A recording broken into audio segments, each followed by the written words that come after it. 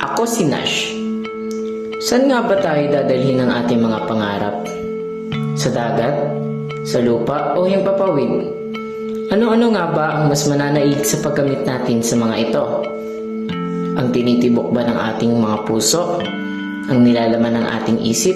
O sadyang magbabago na lamang ito dahil sa mga balakid at malalaking dagok natin sa ating buhay?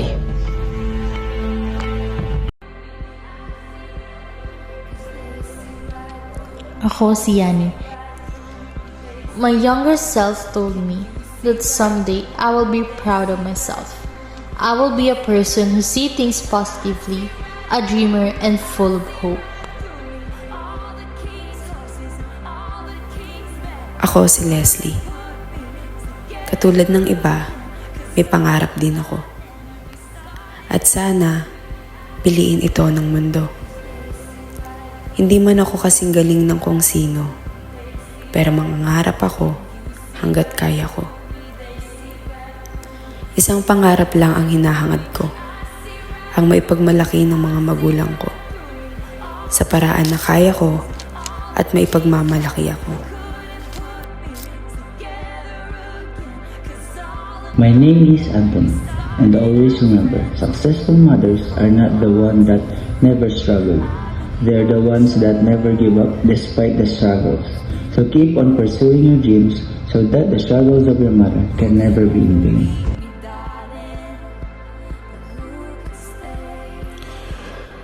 Ako si MJ. May mga pangyayaring hindi umaayon sa kagustuhan mo, sapagkat ang tadhana lamang ang mag-uutos kung ano ang magiging kapalaran mo. Dahil lahat ng bagay sa mundo ay may katapusan. Pansamantala lang ang kulay natin, kaya masarap pagmasdan. Walang sapi ng talampakan, sanay na sa tulis ng mga bubog, pero hindi malilimutan ng saya pag maliligo na sa dagat at ilog.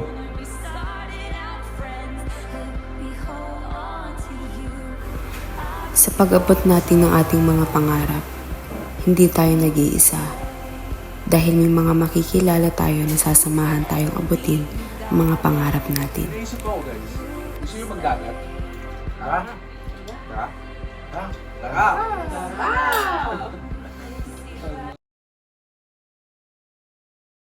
Minsan sa may kalayaan tayo'y nagkatagpuan. May mga sariling gimik at kanya-kanyang hangad sa buhay. Sa ilalim ng isang bubong, mga sikretong ibinubulong. Kahit na anong mangyari, kahit na saan ka man patungo, ngunit ngayon, kay bilis maglaho ng kahapon. Uy, tingnan nyo guys, oh. Mga bata. Ano? Kayo ba, mga par? Anong pangarap nyo ng mga bata kayo? Ako yung pangarap ko ng bata ko, maging nurse.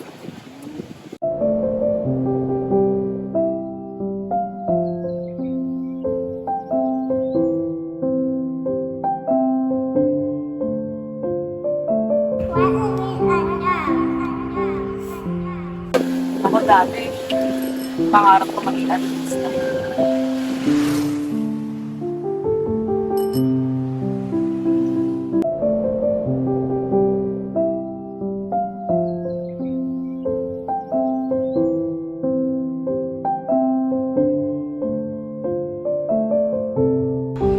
Ako ay sisa.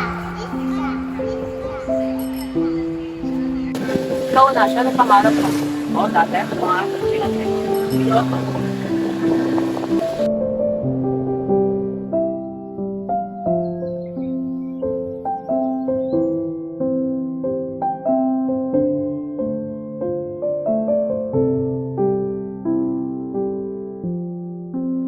Balang araw gusto ko maging piloto. Actually, anong pangarap mo? Ako par? Ako talaga, nung pasimula bata par, pangarap ko maging chef par eh.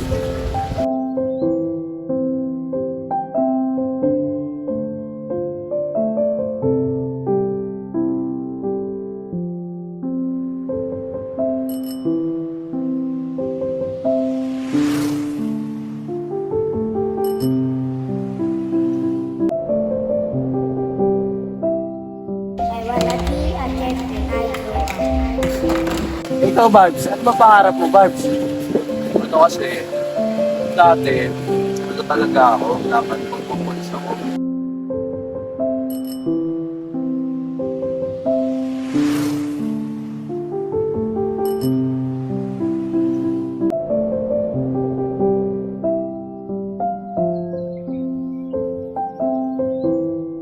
Gusto ko maging pulis para manghuli ng kidnapper masasama. Hiraya Manawari. Sana mangyari lahat ng ating minimithi. Sana pagtagpuin ulit tayo ng ating mga pangarap na naudlot. Hindi pa siguro sa ngayon. Pero sana, kayo pa rin ang aking kasama sa pag-abot ng aking mga pangarap.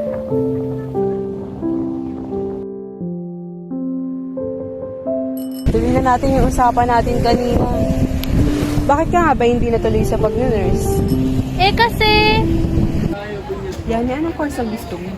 hindi ko nga alam eh. Ano hindi mo alam? Iba kasi yung sinasabi ng magulang ko sa sinasabi ng puso ko. Minsan na akong nangarap, pero iba ang gusto ng magulang ko para sa akin. Sinubukan kong gustuhin, pero dito ako dinala ng tadhana. And for the second time na mangangarap ako, yung sinasabi naman ng puso ko yung susundin ko.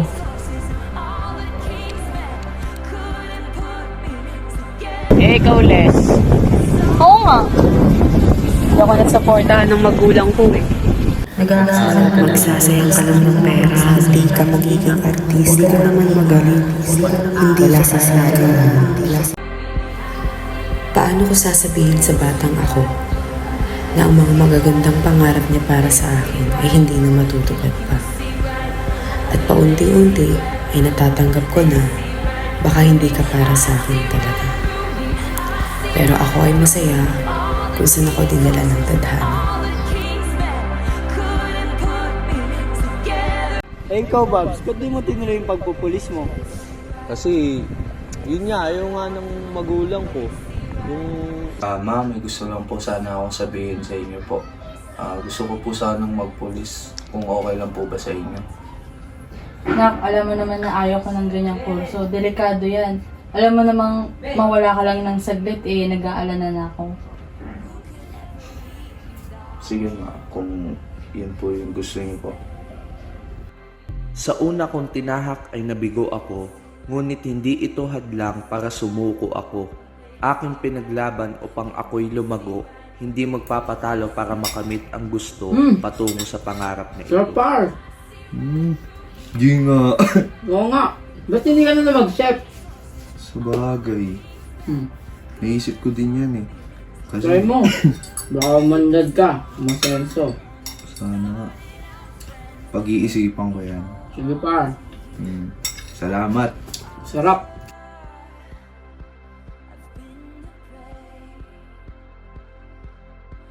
Ikaw, Nash, bakit yung pangarap mo hindi mo tinuloy?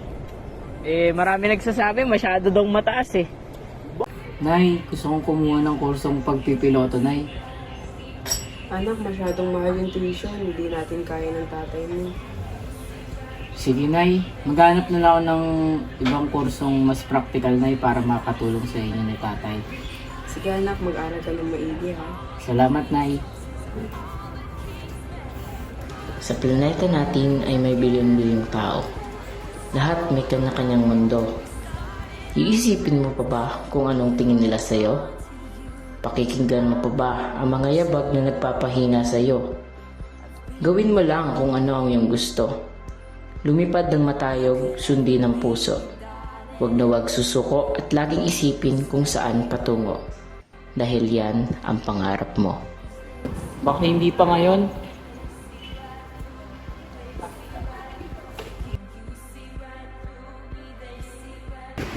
Ikaw naman, Asa, sigurado ka pa talaga sa pangarap mo.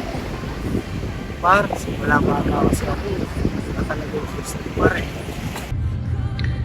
Sa pagluluto, sobrang natutuwa ang aking puso sapagkat sa aking pagluto ng bawat putahe ay pakiramdam ko unti-unti ko na naaabot ang pangarap ko. Isa pa, Sobrang sarap sa pakiramdam na nakikita mo nakangiti ang bawat taong pinaghahanda ng pagkain. Kaya ito ako ngayon, patuloy na inaabot ang pangarap ko na maging chef upang marami pang tao ang aking mapangiti sa aking pagluto.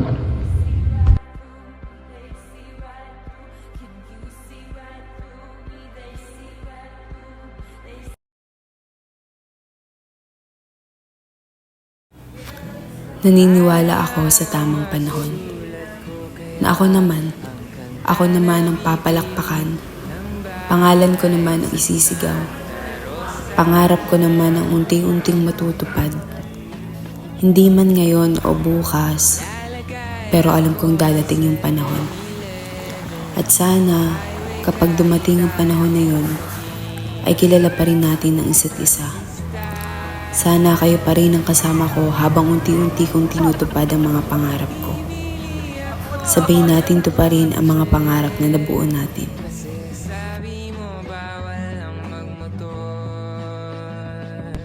Sa lahat ng pwede mo ipaglaban, pangarap mo ang di mo dapat sukuan.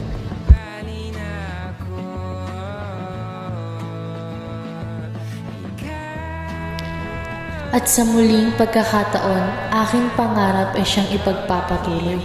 Kahit mahirap, puyat o pagod.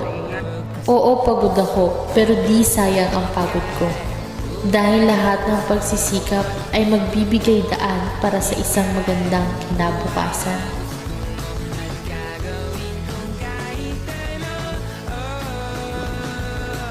Buksan mo ang talas ng isipan sa malabong pananaw.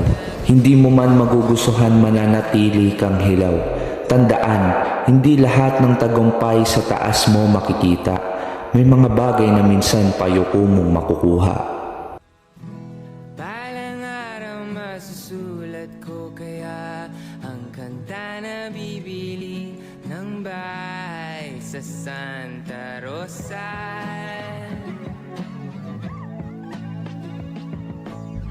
Maglalagay ako ng 7-Eleven sa highway kahit ayaw kong maging kapitalista. At bibili ako ng kotse kasi sabi mo bawal ang magmotor. Pero ang totoo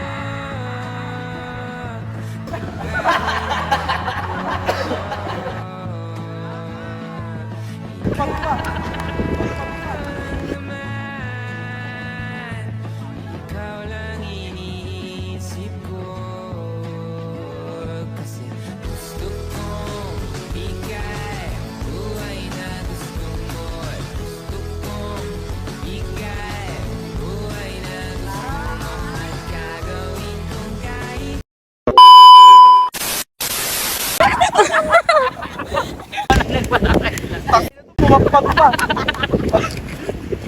Ako ka din napakagila. Sorry. Para matapos na tayo. Salita ko.